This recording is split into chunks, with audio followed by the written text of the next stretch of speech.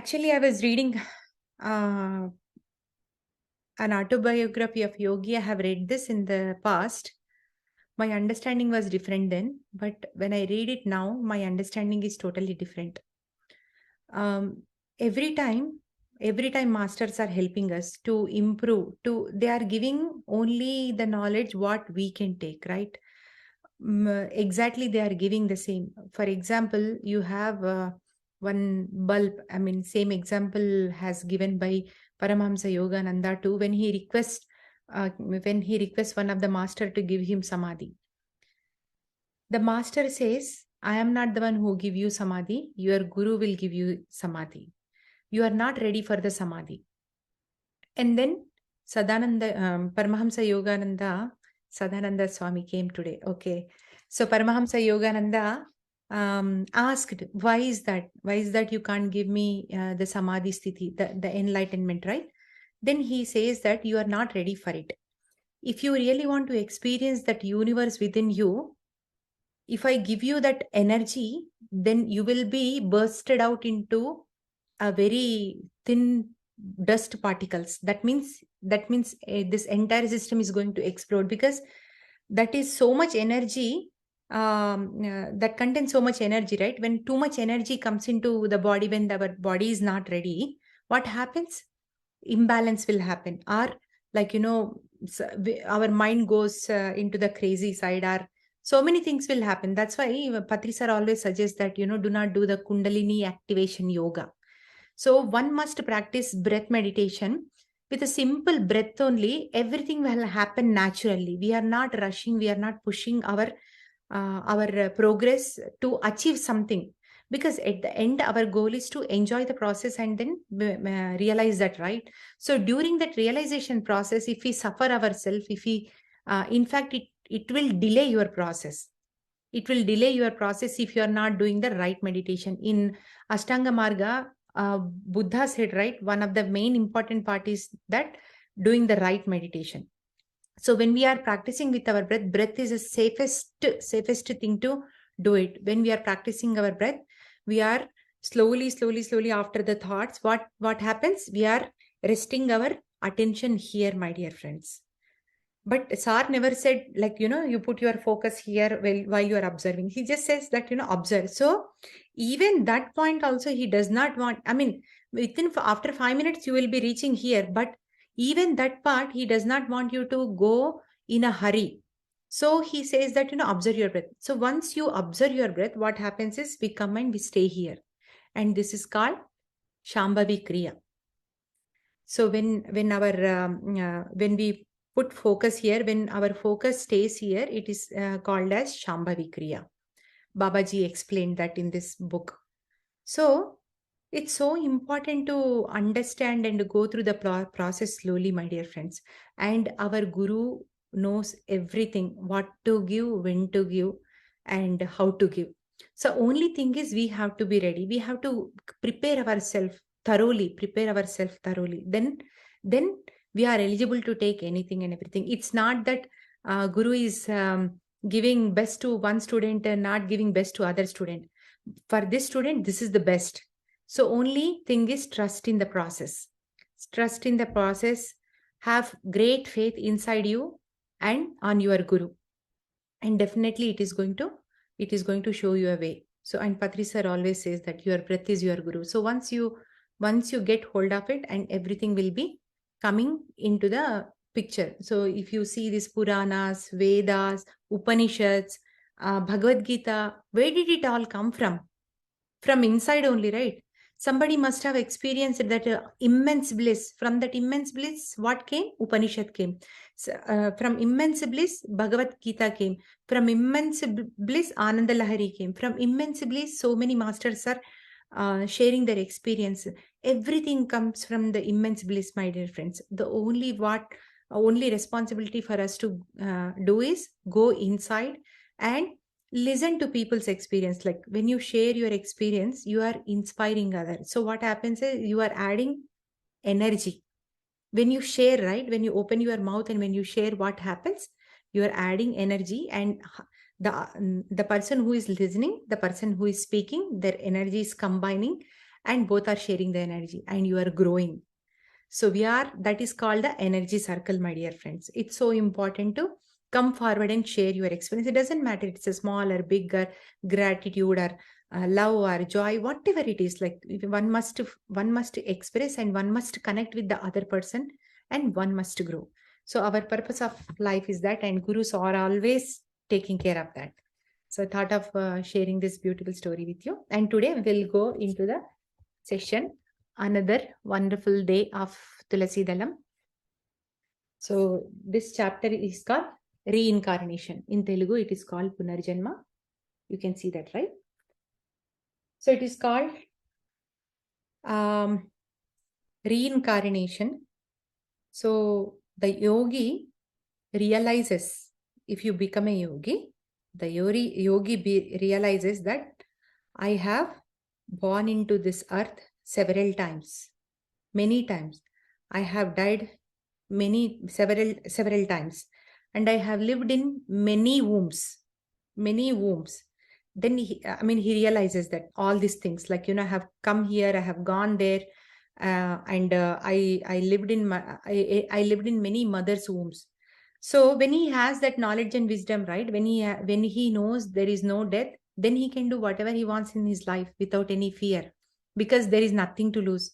We remember the poem, right, from Rumi, that I died as a mineral, I born as a plant, died as a plant, born as animal, died as animal, born as a human being. So there is no loss.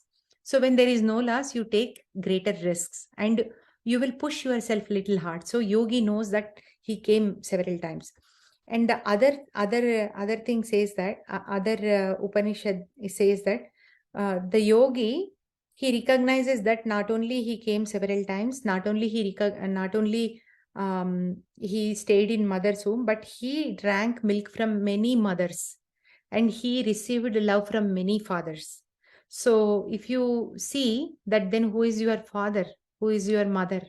If you compare only this life, you are saying, oh, my mother, my father, my sister, my brother. But if you go to past life, your mother is different, your father is different, your sister, your brother is different. Glad you don't remember your past life, otherwise we'll go crazy. So that's why it's so important to know. Yogi knows. So when he knows, say, everybody, he treats everyone same. So Patriji saying that, one must to know the law of incarnation, and there is a law of incarnation, and law of incarnation will happen, and the chakra will be there, life and death chakra will be there, and you have to come out of it by realizing your own self. And the next chapter says is Pandita. This is Vyasa Maharshi. So Pandita is also known as Acharya, great teacher, or whoever is like, your role model, guru, whatever you call, right? And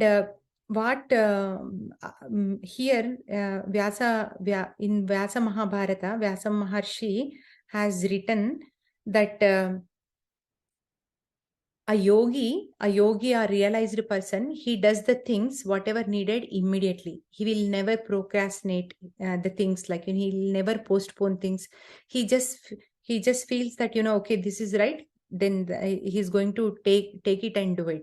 He never sees in the work, like, either it is comfort or not comfort. Is it beneficial for me, beneficial for others, or not beneficial?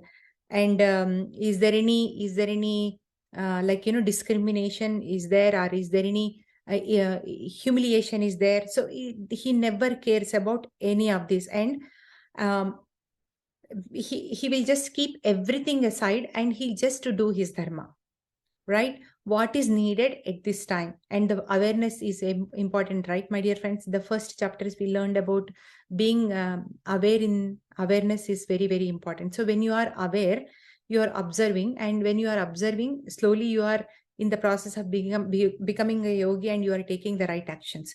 So when we also take right action, but slowly what happens is we also come out of the consequences from that action. Like I explained, right? Is there any benefit, or there is no benefit, or is there any comfort? There is no comfort zone. Whatever the task I have taken, so the person will be away from all these things, and that is what Vyasa Mahabharata in Vyasa Maharshi mentioned in Vyasa Mahabharata.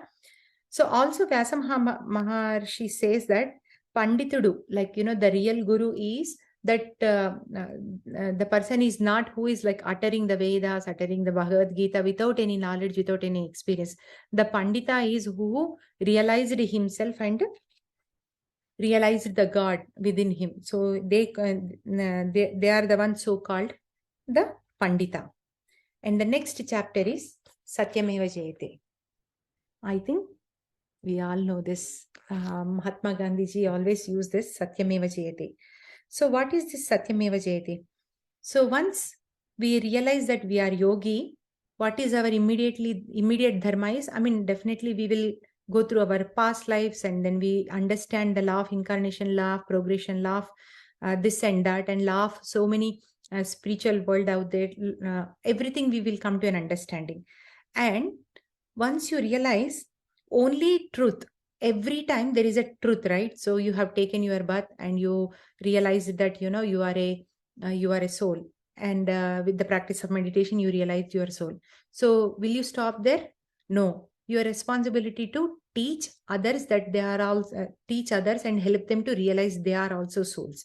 So otherwise we must come here again. We must come here again. Doesn't matter you enlighten yourself and you become a yogi, and there is nothing to do. There is a story. There is a. I mean, this is real happened. Gautama Buddha was in Swarnaloka. Swarnaloka. So highest world, right? Swargaloka, Swarnaloka, highest loka, Brahmaloka. So he was very happy. He thought his life is, I mean, everything he achieved is done, and he is in highest loka. And one of the master comes to Siddhartha, Gautama Buddha, and says that, son, you did not reach yet Satyaloka. There is another loka yet. But in order to reach the Satyaloka, yes, you are a realized person. You helped others and everything, but you did not teach. One must teach. Then only you will have an entry into Satyaloka, and you will start living in Satyaloka. Then again Gautama Buddha has taken a life as a Siddhartha, right? So then he took a life as a Siddhartha. He born and brought up in a very lavish and rich family, because he has all good karma in his bank, so he doesn't have to suffer anything. But at the end he wanted to experience the Satyaloka, right? So in order to experience, he has to go through an experience that he's a Buddha already. He lived and he died many times. He's from the cosmos. If he realized, then only he is going to do what purpose he has come for, right? So then the same night, Buddha Purnima day, the same night he realized, okay, I am a realized soul already. I am a Buddha from many lifetimes. But this lifetime, I'm here to teach everyone. This lifetime, I'm here to make everyone Buddha. So immediately the realization hits and he starts teaching, right? So after vacating his body, he entered into Satyaloka, my dear friends. So no matter how good you do, no matter how much you realize that you are a God and all the experiences you receive, unless you teach, unless you help others, definitely the task is not completed. And always we have to work for truth. What is truth, and what is untruth? Always we have to contemplate on those wisdom. And the next says that I am loko nasti para. I am loko nasti para. So here you can see Yamadharmaraja's picture is there. So what Yamadharmaraja, I mean here in Kathopanishad, Adhyaya 2 and chapter 6 says is, the person who is not aware, the person who is not awake, the person who is involved in worldly pleasures, the person is very much egoistic, and for that person, he will never be able to realize the truth. And he thinks that whatever is there, only one life, enjoy and go, doesn't matter what you're doing, doesn't matter what actions you are creating inside in the world, right? So he thinks that. And for them, the death always waits because they are not ready to learn. But a yogi, always a realized person, the he knows that money, like wealth or ego, nothing is matter in this life. Only knowledge and wisdom is matter. Only love and compassion is matter. Only helping others is mattering. Helping ourselves is matter. So for that person, the death never touches. That is what Patriji mentioned here. And the next says is Shreyasu and Preyasu. So let us see what is Shreyasu and Preyasu, right? Shreyasu means which is good, and Preyasu means which is comfort, liking. Like, I like to do it. So there are two things. A yogi always does what is good, like Shreyaskara work, but a non-yogi does what is Preyasu. Like, Preyasu is whatever they like, whatever comfort they experience. Only those type of works they do. Only, like, if for example, I am going to a friend's place, okay? I have a car. And I am going to my another friend's house from my friend's place, right? So the Shreyas person, what he does is, he will ask his friend that, hey, you want to have a ride? I am going the other side. I can give you ride, because anyway I'm going the other side. I can help you. But a Preyasu person, what he does is, oh, I don't care about them. Like, I don't have to give ride. I'll just go by myself, and I will come by myself, because it is more comfort for me. I have to go stop there and park in front of their home, wait for them, and then take them there and drop them there. Who is going to take care of all these things? So Preyas persons think this way, but Shreyas person thinks that anyway I am going, it is waste of resources. Let me pick them up and let me help them, and let's have a talk while we are going. So that kind of mentality will have. So immediately they will do only what is important, what is needed, that kind of things. Like, you are going to some places or party places, people are talking like all the fearful news.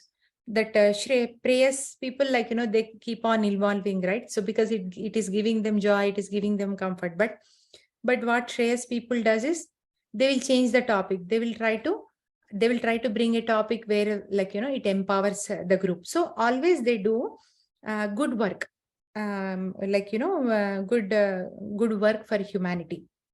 So it's so important to do it. And in Kathopanishad also, they says that every time, when you become that Shreyas person, right, you will become more zero. The Preyas person will never be able to become zero. So zero means is like going to Shunya, right? Shunya is nothing but emptiness. Emptiness is all that is consciousness. So that is what Patriji mentioned here is, do the things what is good for everyone, including yourself. And then Dhyanam Mokshanandam. So Dhyanam Mokshanandam, in this chapter, Patriji is mentioning that from all the action, the highest action is sitting in meditation.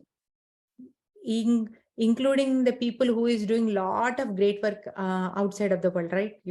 Giving Annadana, Vasradana, helping others, taking care of the families, taking care of the organizations, they're building the beautiful things, and going here and there. So much of work they do, like good work, right? So that is good. It's not saying that is good, but going into meditation is even better work than better good than what you have been doing. So in this meditation, he has given the highest pedestal, my dear friends. Patriji And this words from Swami Dayananda, Pandita Gopadev, Pandita Gopadev. So from his wisdom, we have taken this chapter. What he's saying is, highest of highest action is only meditation. And I have seen Gaia channel. In that channel, many Western masters come. And when you ask Western masters, the world is ending. So what you are going to do? You know that you are going to die soon. If the world is going to be crushed, and whatever reason, right? What is the last thing you want to do? What is the thing that you want to do before, everything was vanishing? Everybody's answer was meditation, my dear friends. I want to go into meditation. See that power, that much powerful meditation has. So here, Yajurveda, from Yajurveda, this verse came from. And meditation, always, as we talk, right? If you are happy, go inside. If you are sad, go inside. If you are excited, go inside. You achieved something, go inside and meditate for 10 minutes. Or if you received a good news, go inside and meditate. If you received bad news, go inside and meditate. For everything. Only thing is meditation, my dear friends. And Wayne Dyer and Deepak Chopra, they both are very good friends. I'm sure you all must have, you know them. So every time a problem comes to Wayne Dyer, right? Maybe it is writing a book, maybe it is communicating with the other leaders, maybe creating a class, whatever, right? Maybe it's a family thing. So he always calls Deepak Chopra. And Deepak Chopra always says that Wayne Dyer, go inside. That's all. Though Wayne Dyer knows that Deepak Chopra will not give any suggestion other than going inside, but still he calls. Deepak, this is what happened. What should I do? Then he says, go inside and meditate. That's all he says. That's all. And Patriji says the same thing, right? For every problem, just to meditate. So it's so important, my dear friends. And then the next chapter is Sukshma Sarira Yanam, astral travel. You can see, right? Astral travel. Yeah, beautiful books. There are so many beautiful books on astral travel. A soul's journey is there. Astral plane is there. There are so many great books are there if you want to experience and explore in this thing, right? So from one shloka we'll read here from Mandopanishad. What this Mandakopanishad saying about astral travel is that every time when you are becoming that transparent soul, the more we are practicing meditation, more energy we are receiving, right? The more energy, the more transparent we are. So when you are that transparent soul, when you are that pure soul, it is easy to go into the astral travel journey. Okay. And then the person, whoever is very pure, very very energetic person, they can go to any lokas they wish to. I have seen so many pyramid masters saying that, group of people, they sit in meditation. And after the meditation is done, they just come and they just share their experience. What is their experience is, oh, I went to this loka, I went to that loka, I saw you in this loka, but then did not allow me to go into this loka. So the way they speak is so fascinating, my dear friends. So that means you can visit any place, anywhere, anytime. You have so much power, and we must gain that power back by practicing more and more meditation, by practicing that becoming pure energy. From the energy we came, right? From the energy we came as a mass. From the mass, again, after we leave this, we are going to go into the energy field only. But our task here is, you have to realize that you are the energy being while you are in that mass body. While you are in the mass, you must realize. Otherwise, you have to keep coming here. So that's what they are saying. So increase your energies. And if you wish to go any loka, you can go. You can go. That's what he's saying. And the next one is from Bhagavad Gita. And we will end here, like once we read this. So in the battlefield, Krishna says to Arjuna, Tasmat yogi bhava. In Bhagavad Gita, Krishna says, right, oh Arjuna, become a yogi. Why he says? Because a yogi is a yogi, like, he looks very normal to other person, right? Yogi or yogini, they look very normal to ordinary person, but they are so great. They are greater than the they are very much greater than the, like, panditas or whoever practicing meditation. So practicing meditation is one thing, and once you are practicing, realizing is another thing, right? So taking knowledge, and we are converting the knowledge to wisdom. So that is two things are happening. So yogi is always greater, and yogi knows all his lifetimes, all his karmas, why he has come here, what is his roles and responsibilities.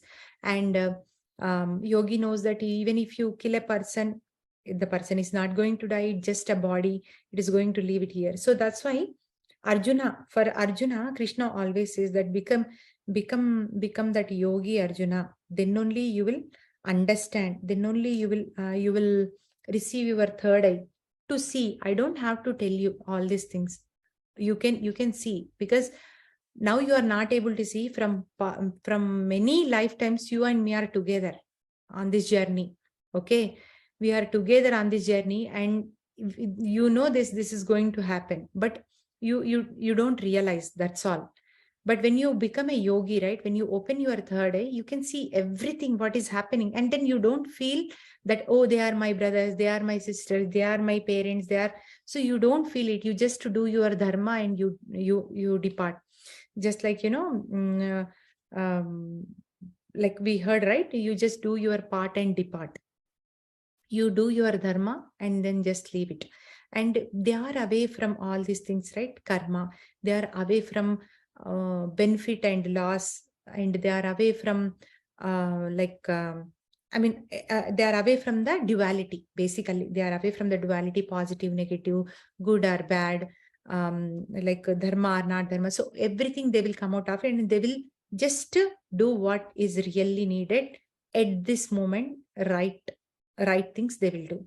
So that's why Krishna says to Arjuna, become a yogi bhava. So, and here Patriji mentioned nicely. In Telugu, I am going to read. It is so beautiful end for our session. ఒకానొక యోగీశ్వరుడు అందరినీ ఏమని ఆదేశిస్తాడు, బాబు నువ్వు కూడా యోగివికా. So, once you realize that you are a yogi, once you become a yogi, what you will do? You will make other people yogi. So then he is asking, oh, you want to become yogi too? Then let us do meditation. That is what Patriji is saying here. So friends, let us all become yogis.